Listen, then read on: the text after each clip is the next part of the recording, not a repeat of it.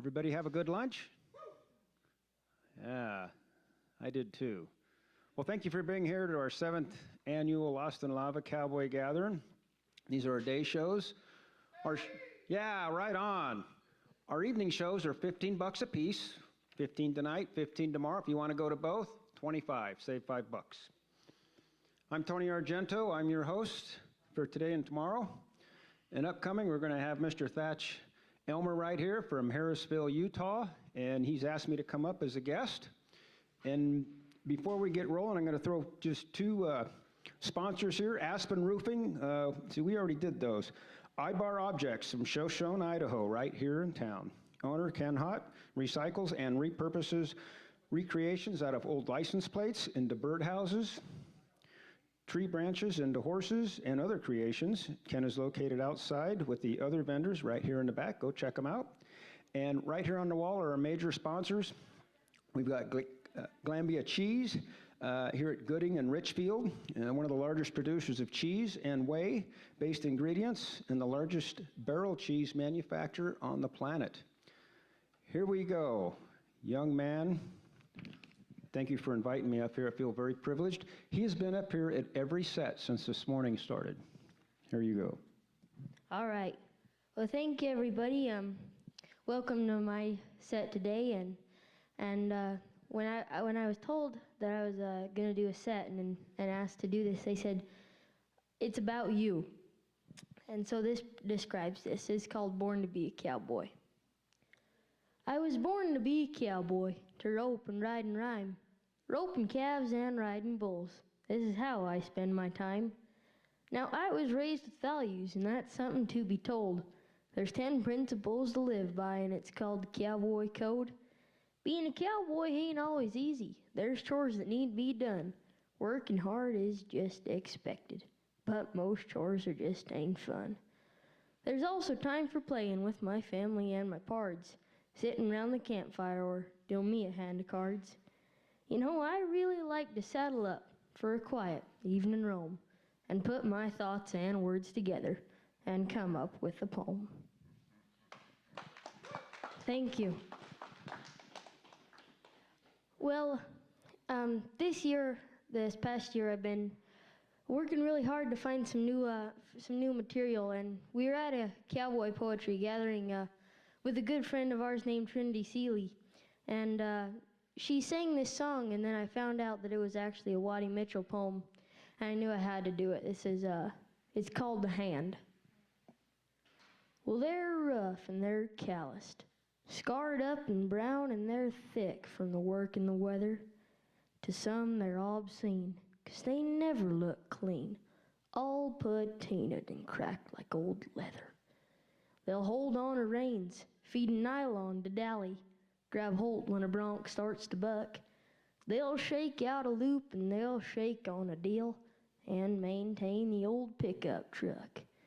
But then, those same hands, sir, will braid a riata, create a poinsettia of clay, write poems, pet old dogs, dig a pond for a frog that the boy caught and brought home to stay. Their hands make their living with horses and art. The hands make the hand, so they say. They cue to the feel in a partnership deal, and the horses respond well that way. They'll help birth the breech and doctor the heifer and rehang the gate in the lot. They'll preg check the cripple the neighbors brought home and bolus her up for foot rot. They'll shape iron horseshoes and milk the old cow, adapt to a number of skills. They'll open the feed sacks and anchor the bolts and write out the checks for the bills. But then, those same hands, sir, might comfort a child or fashion a wild bouquet, fix red flyer's wheels and free an orange from its peel, and still reverently clasp when they pray. You know, the hand built this nation on work, sweat, and grit, and still make their living today. They cue to the senses, respond to the try, and the horses respond well that way. Thank you. Well, I'm gonna do one more for you guys and then turn some time over to a few people I've asked to come up here with me. I found this poem while I was searching too.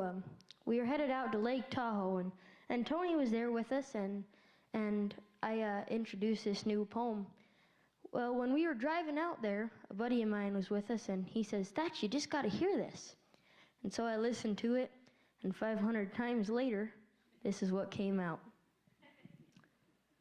I seen him last spring at the sale barn in town. He was sitting in his favorite place. Must have been 80, at least he looked like he was if you counted the lines in his face. In spirit, he must have been 20 years old. As a twister, he's still tough to beat. The wilder the better, don't make him no mind. He could ride anything on 4 feet. Now when he was a youngster, they'd take him to school, and he'd wait till his folks drove away. And he'd go out to some ranch and hire out breaking colts for beans and a dry place to stay. Then when he got older, he rode saddle broncs, beat 'em all from Fort Worth to Cheyenne. I've seen other guys point him out to their sons. Now, boys, there's a hell of a hand. He said reading books was a waste of his time. Breaking horses was twice as much fun. He had a good eye for a colt that would work, and he never lost money on one. He was proud of his colts, and if you disagreed, well, he'd tell you to go straight to hell. He'd make you believe a bell mare was a filly, then sell you the mare and her bell. His first love was horses, the second his wife, and though she was a long ways behind, when he'd leave her for weeks out a running wild horses, she acted like she didn't mind. His lessons were learned from the code of the West, like helping a friend when he's broke. Was true to his word, his convictions were strong, was dry, but he loved a good joke. Now he weren't antisocial, just stayed to himself, was uneasy with people around. He'd come in on sale day to buy or sell colts. That's all he needed in town. The 4th of July, he's on a green bronc, prowling the pasture at dawn. The colt come to headquarters, dragging his reins. We found him, and he's already gone. Now, Lord, here's a cowboy who knows right from wrong. He lived by your word every day. Knew the Bible by heart, never learned how to read. He'd take off his hat when he prayed. Education don't have to be gotten in school, and don't judge a man by his looks. His story unfolds with the line on his stone. He preferred bucking horses to books. Thank you. Well, I'm going to bring up a good friend of mine now. He comes by the name of Tony Argento, and you know, I'm a pretty good history buff, and this guy is just filled with knowledge. And so, here he is. Go ahead, Tony. Thank you, Thatch. Let's hear it for Thatch one more time. Good. You like classics? I love classics. That keeps the spirit of the cowboy alive. Some of them haven't been recited for many years. Some of them are recited daily. I'm going to give you a few here by Bruce Cascadden. Cascadden was born in 1878, and he died in 1950. Quite a man, quite a following.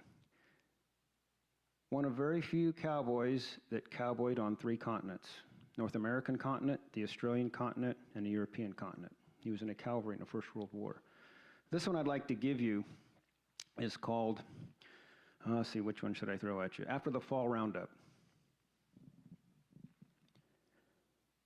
Now that summer work is over and the wagon's pulling in, we said goodbye to fellers that we mightn't see again.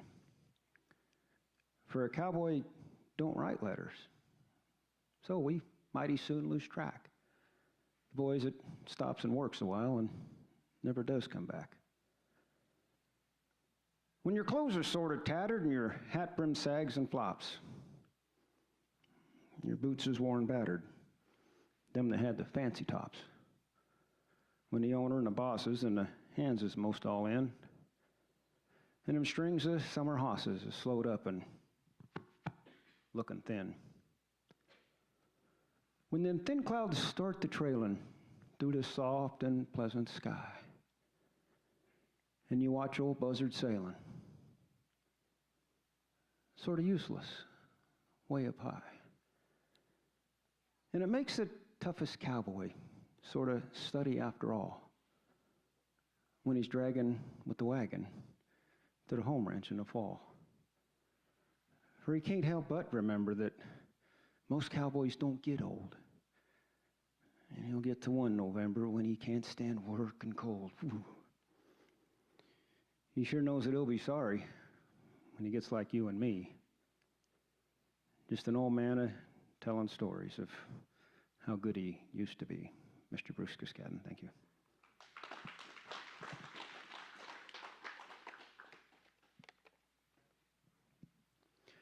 This one's called Thinking It Over. It's odd. There's one thing most people like to do. It's to spend a while beside the grave of someone that you knew. You do it when you've time enough to make a quiet ride, to see the fleecy clouds above and to watch the shadows glide. You think of things he did and said and the ways he had, and now to think that he's dead makes you feel plumb sad. Brings the old days back again. You live them one by one. You think of things that happened then and what you should have done. They say there'll be a judgment day when dead men rise again.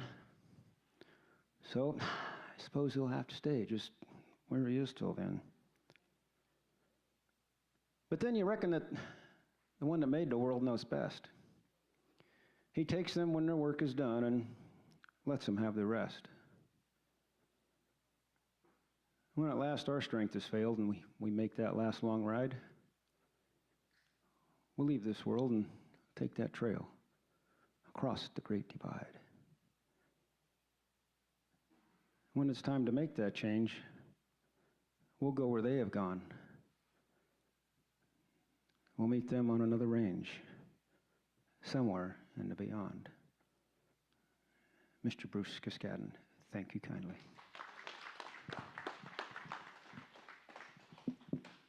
Thank you. Let's give another big hand for Tony. I really appreciate him. Thank you very much. Yes, sir. Well, next up coming onto the stage is someone who's very special to me. And you know, I kind of think of her as my big sister sometimes.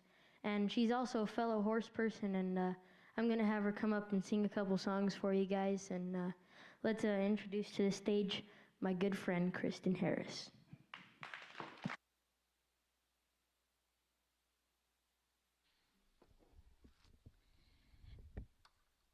It is so good to see Thatch.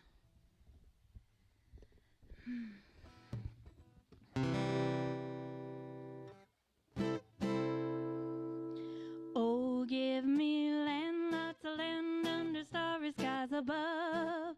Don't fence me in. Let me ride through the wide open country that I love. Don't fence me in. Let me be by myself in the evening breeze. Listen to the murmur of the cottonwood trees. Send me out forever, but I ask you please, don't fence me in. Just turn me loose. Let me straddle my old saddle underneath the western sky. Oh, my cayuse, let me wander over yonder till I see the mountains rise. I want to ride to the ridge where the west commences. Gaze at the moon until I lose my senses. Can't look at hobbles and I can't stand fences. Don't fence me in. Just turn me loose. Let me straddle my old saddle underneath the western skies. Oh, my cayuse, let me wander over yonder till I see the mountains rise.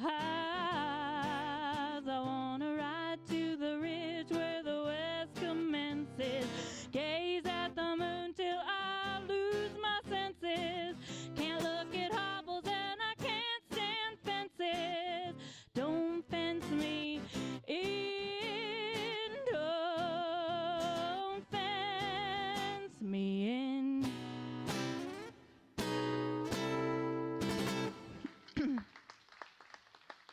Thank you. Thatch, I think this has always been one of your favorite songs, so it's called Endless Sky. Born on a rainy night, raised in the blowing wind, waiting for a ride on the next storm blowing in. For the cows and calves I cared, riding always got me there. Me and my Mustang out under the blue frontier. Give me a fence to mend and a river bend and a dry night under the stars. A harmonica, moon, a coyote tune played on a saddle guitar. Though I've settled down at the edge of town, I remember my lonesome eyes, seeing the freedom of the tumbleweed and the spirit of the endless sky. I traded in my working spurs for those parking lots and curbs, but I need the land where the tumbleweeds are blowing by. Nothing here's quite the same. Cowboying's much too tame, and the roof of a pickup takes up too much of the sky. Give me a fence to mend and a river bend and a dry night under the stars. A harmonica, moon, a coyote tune played on a saddle guitar. Though I've settled down at the edge of town, I remember my lonesome eyes, seeing the freedom of the tumbleweed and the spirit of the endless sky.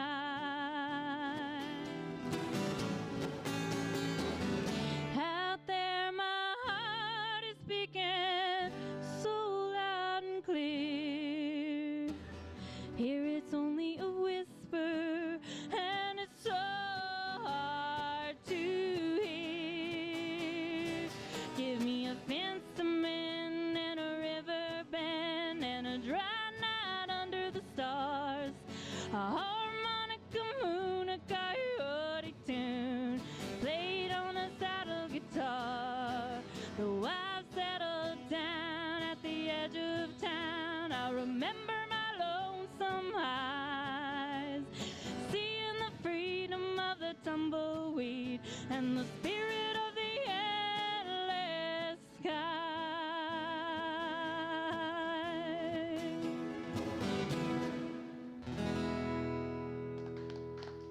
Thank you, Thatch. Thanks to our awesome sound man, Chris. Yes, let's give a big hand for Chris. You know, we couldn't be up here and sound as good as we are. So thank you, Kristen, for helping me out. And the next person I'm going to bring up for you guys is a person that's been hanging around with me for a long time.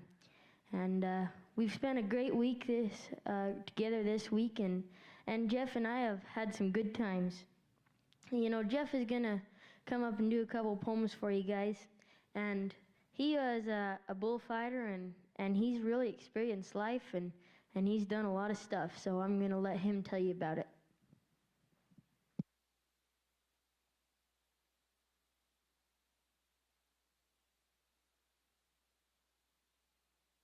And for those of you who don't know Jeff is, Papa Mac.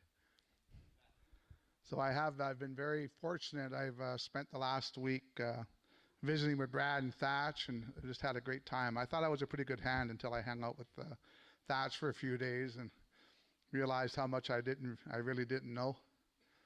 He's explaining all about the California style to me, and I just looked at him and says, I'm pretty old school. So I just want to share a couple things with you. This first one is kind of becoming one of my most requested poems. And by the time I say most requested, it's my wife's favorite. So if I want a happy life, happy wife. And so this is called Cowboy Hats. Well, I knew I was going to have to explain this new hat to my wife. She just didn't understand. I've been collecting them my entire life. Why, I crept in the back door with it tucked safely in its box. I was creeping around my own house like some quick little fox. This one more corner and I'd have it safely in its room when she appeared out of nowhere, brandishing a broom. I was caught red-handed right then and there, and she just looked at me and says, "Honey, just how many Stetsons you think you can wear?" Well, I told her it wasn't a Stetson, it was a genuine Charlie One Horse. A genuine what? A Charlie who? That's what makes that hat special, of course. Well, I knew you wouldn't understand, I muttered under my breath, and she shot me a look like she was planning my death. I tried to tell her each hat was different, no two were the same, but I don't think she was buying into my game.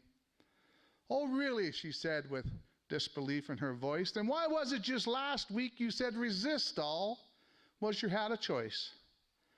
"Well, come on, honey, best I could say it's a draw. That hat last week was a felt, this here one's a straw."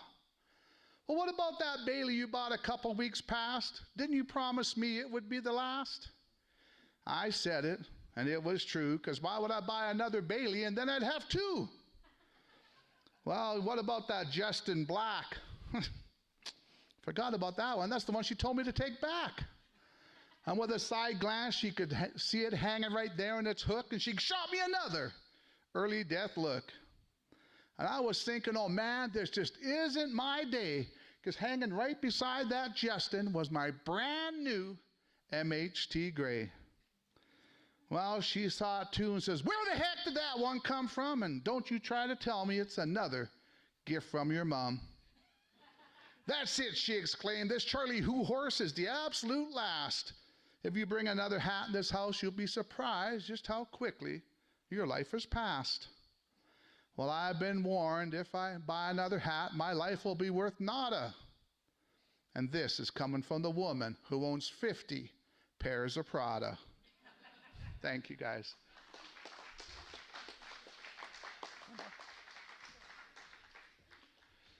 Well, the way you see me standing up here on stage is about the way everybody sees me when I'm dressed up. And this is about it. If I'm going to a wedding, I'd normally maybe wear a jacket. But every once in a while, my wife, she's pretty accommodating, and she pretty much lets me do what I want sometimes. But this one time, she just wouldn't allow me to go dressed like I was.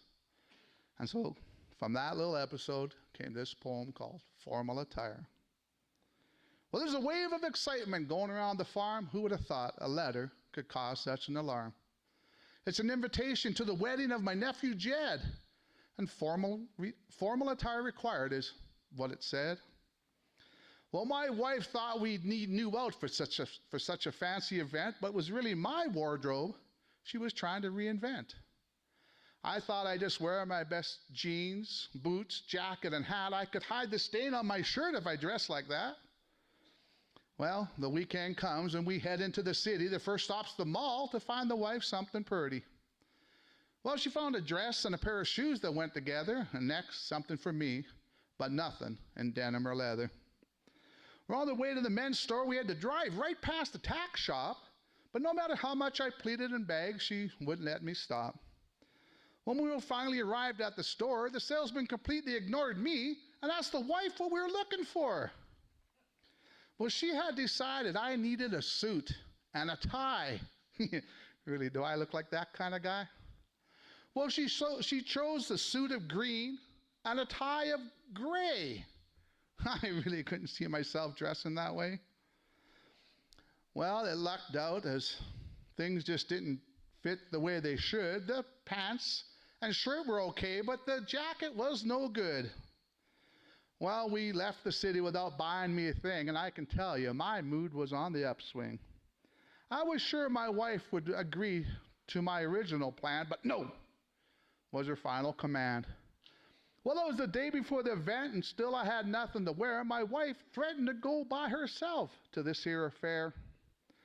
Well, the morning of the wedding, I left early to get the truck a fill and a wash. I stopped into my local Walmart to see if I could find my something with a little panache. Well, I find myself some pants, a shirt, and even a tie. When I put them all together, I thought, hey, I'm a pretty good-looking guy.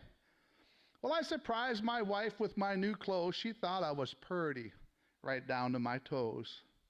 Well, I was dressed in shades of black and blue, but I wore my boots. I didn't buy no fancy shoes. Well, we were spectacular, dressed to the nines. We looked like the Kelvins, or maybe the Kleins. I was pretty uncomfortable, but my wife had a big smile, 'cause I think at least she was having fun and thought it was worthwhile. Well, the bride was spectacular, all dressed in white, but it was the groom who stole the spotlight that night, 'cause there were all his guests in their formal attire, and he was wearing jeans and boots and a jacket trimmed in barbed wire. Thank you, guys.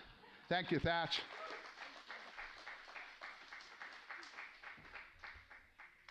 Well, that's my good buddy Jeff. I'm going to do a couple more for you, and then I'm going to bring up a good buddy of mine. This is a poem that I found written by a very famous author. His name's Anonymous, and he wrote this little poem, and I sure enjoy it. You see, some folks, they just don't get it. They think owning a horse, well, it makes no sense. It takes too much time, too much equipment, and not to mention the expense. But the fondest memories of my life, they might think sound funny, were made possible by Mom and Dad, 'cause they spent the time and spent the money. You see, the most important lessons, helping values grow so strong, come from loving horses and passing that tradition on.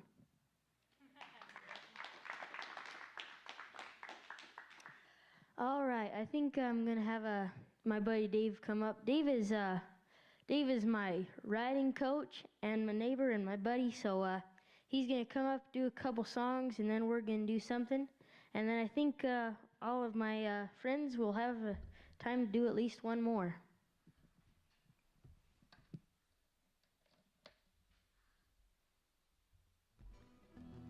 Thanks, partner.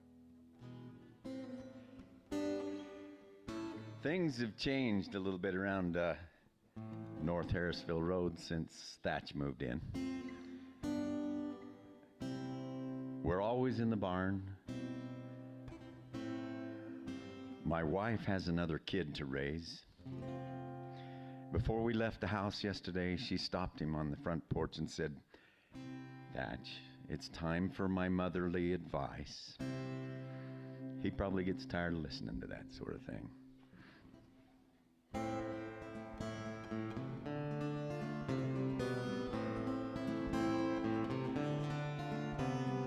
Out there on the prairie, a yellow stud runs free, running through the sagebrush, down through the coulees. There, not far behind him, a cowboy rides along. Gonna try and catch him and break him for his own. The chase goes on all morning and late into the day. The cowboy changes horses he staked along the way.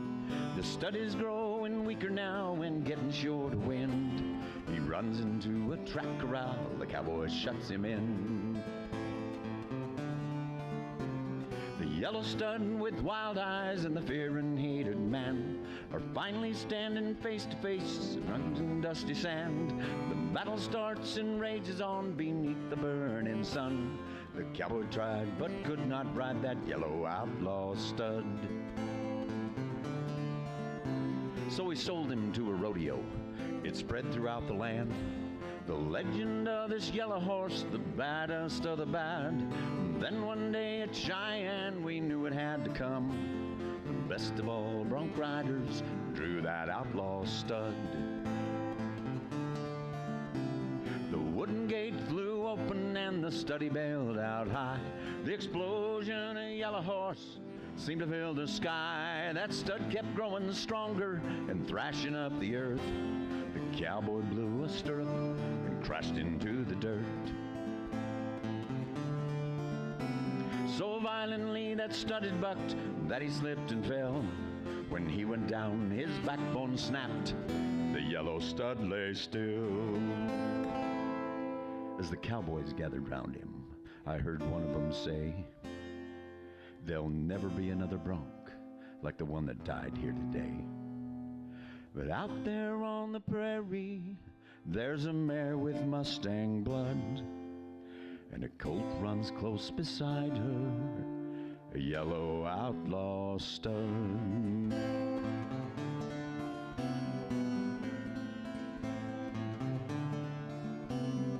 Out there on the prairie, a yellow stud runs free. Thank you.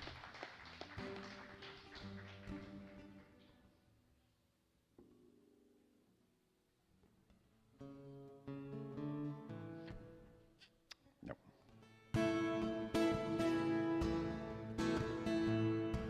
We had a chance to do the Bear Lake County Fair together, Thatch and I, and we had another gig later in the evening. It was at a resort called the Conestoga Ranch there on Bear Lake.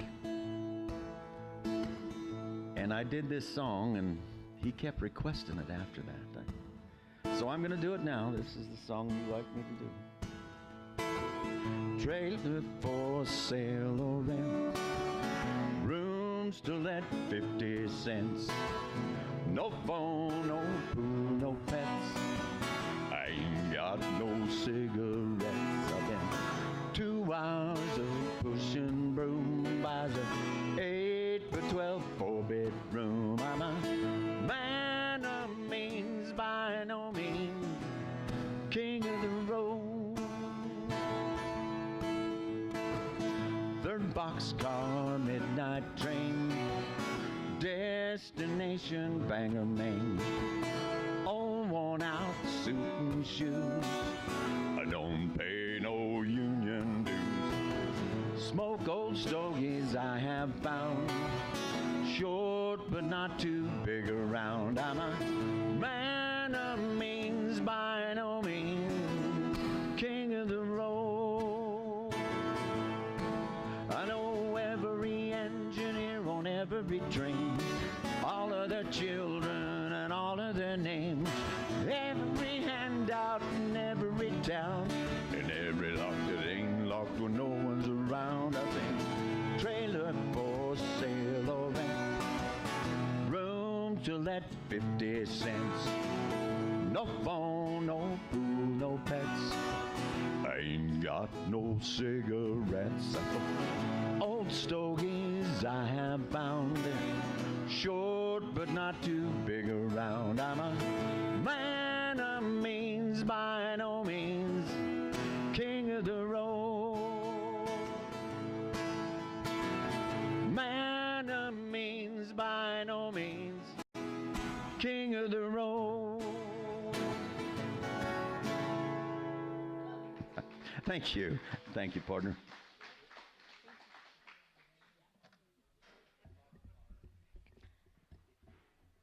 All right, well, I'm going to do one more poem, and then I think I'm going to have a few, everybody that was up here with me do one more. And so this poem is one I especially enjoy, and this one is a classic cowboy poem. And me and Dave ride quite a bit together, and I got to looking at his spurs one day, and he said, they have a Hereford bull on them. And he said that the ranch he worked for when he was a kid, they had a Hereford bull that they would show, and his name was Art. And every time I do this poem, he always thinks about him. So this poem is called The Longhorn Speaks. The old Longhorn looked at the prize-winning steer. He grumbled, "What sort of thing is this here? He ain't got no legs and his body's big. I sort of suspicion that he's crossed to the pig. Now me, I can run, I can gore, I can kick, but that fat feller's too clumsy to do all them tricks. You see, they're breeding such critters and calling them steers, for the horns he's got ain't as long as these ears. I can't figure out what he'd done in my day. They wouldn't have stuffed me with grain and with hay, nor have polished my horns and fixed up my hooves, and slept me on bedding in under these roofs, who have curried his hide and fuzzed up his tail. Not none of the riders who've drove the long trail. They have found mighty quick just how far her could jump when they jerked a few dallies of rope off her rump. And to me it occurs he would not look so slick with his tail full of burrs and his hide full of ticks. And I do just wonder just what that fat feller would think if he lived on short grass and went miles for a drink, and wintered outdoors in the sleet and snow. He wouldn't look much like he does at the show. No, I wouldn't be like him. No, not if I could. Heck, I can't figure out why they think he's so good. His short legs and his white babied face, I could finish him off in a fight or a race. Leave his whole family history in writing and still. He ain't fit for nothing exceptin' to kill. And all of them judges that think they're so wise, heck, they looked at that critter and gave him first prize. Thank you. Well, I'm gonna bring my good friend Tony back up to do a quick poem.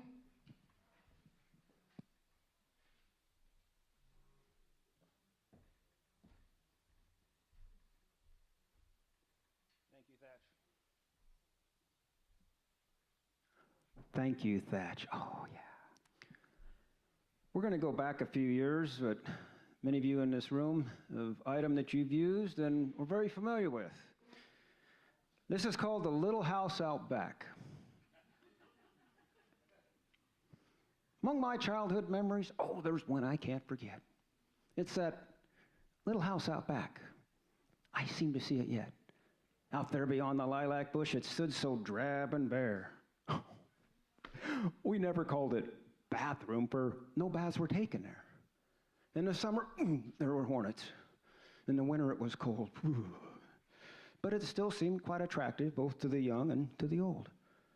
Oh, it wasn't much to look at, as you might already know, but it served a useful purpose for the ones that had to go. Though many years have come and gone, I gladly would go back and enjoy just once more the comforts of a little house out back. Thank you.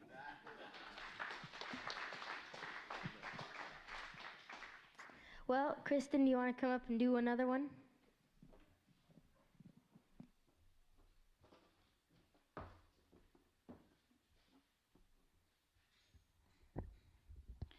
I hate to disappoint y'all, but I don't have a song about an outhouse.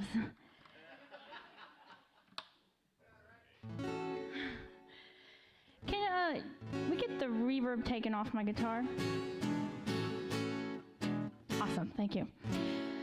This is a song I wrote last spring. I'm from Texas, and we got a lot of rain and tornadoes and some crazy weather. And you watch horses in a herd when a wind or a storm blows up, they all bunch up together and turn their backs to it. So I thought maybe we could learn something from them. This is called Tail to the Wind.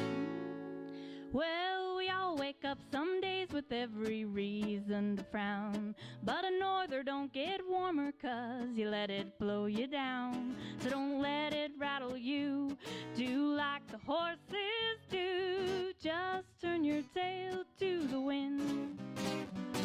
Like skunk upon the breeze, the bad news is first to get around. There'll be folks who want to puff until they blow your house down, but just 'cause a rock is in your road, you don't have to stub your toe. Just turn your tail to the wind.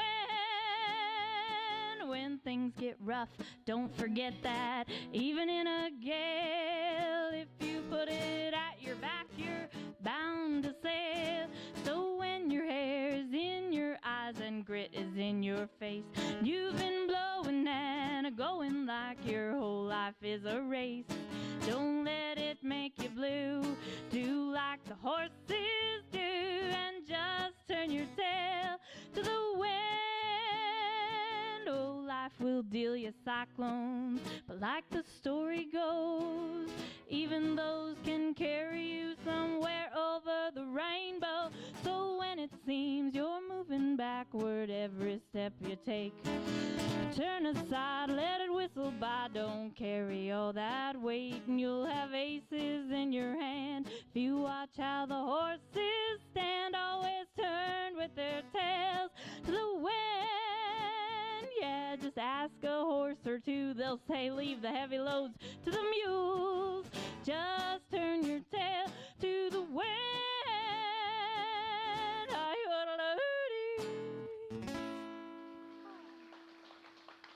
Thank you. Well, thank you, Kristen. My buddy Jeff's gonna come up and do another poem for you guys.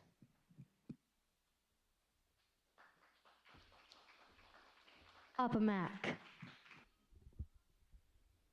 Well, this one I'm going to share with you is probably every buckaroo's nightmare.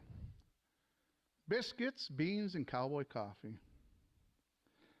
Well, my days working the ranch are over. My body just couldn't take it no more. I still get asked if I miss the life. Well, there's a few things I miss, that's for sure. I miss biscuits, beans, and cowboy coffee. But it's not because they were any good. It's because of all the cool things you can do with them. I'm sorry if any of you misunderstood. Cowboy coffee so thick and strong, I've used it to dissolve nails on horseshoes. It helped clean the rust off spurs, and your innards, I'm sure, it did abuse.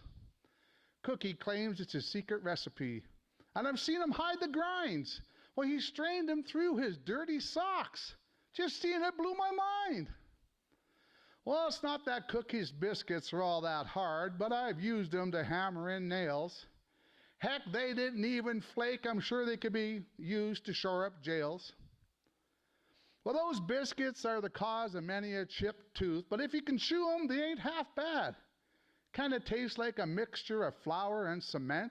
You know, that ain't the worst I've ever had. Well, what can I say about Cookie's beans? Well, they'll keep you warm on the coldest of night. They could prove to be lethal if you had to share a tent, but boy, did they keep the critters out of the campsite. Well, I guess I really shouldn't complain, because I do like waking up to the smell. While eating them hasn't done me no harm, but I bet you time will tell. Thank you, guys. Thanks again, Thatch. Well, I would like to thank everybody for coming to the after lunch set, and I hope you guys have a great rest of the day.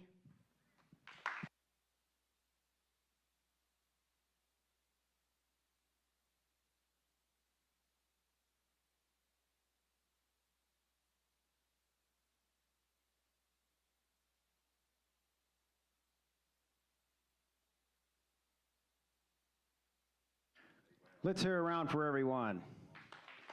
All right. Are you still enjoying the show? Good, because that's why we're here. We're keeping that spirit of the cowboy alive. We're going to have our sound man, he's going to come up here and set up for our next act that you're going to truly be delighted with. They come from up north. And in the meantime, I'd like to make a mention. How many here did the trail ride from September 9th to the 11th, part of the Lost in Lava event? Any hands up? There we go. Richard and Eric Barney and family, they provided that. Let's hear it for them. Thank you very much. Thank you. I wish I could have been here to be a part of that. And our sound man here with S&S Audio, Mr. Scott, Chris Dixon. Let's hear it for Chris.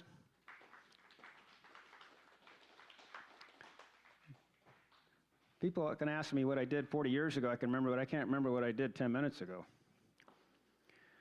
We're going to go over some of our advertisers, our major sponsors here. And a big one right here, I want you to pay close attention to this, because this is real important. Second time around Antique Mall right here in Shoshone. The headquarters for the Lost in Lava group, open 7 days a week, year-round. Featuring quality antiques and collectibles. Stop by and see Claudia and Payson. It's a great store. You got to go in there if you haven't been in there. And let's hear it for Claudia and Payson, for them putting this on, for their efforts, for their time, all the expense that goes into this.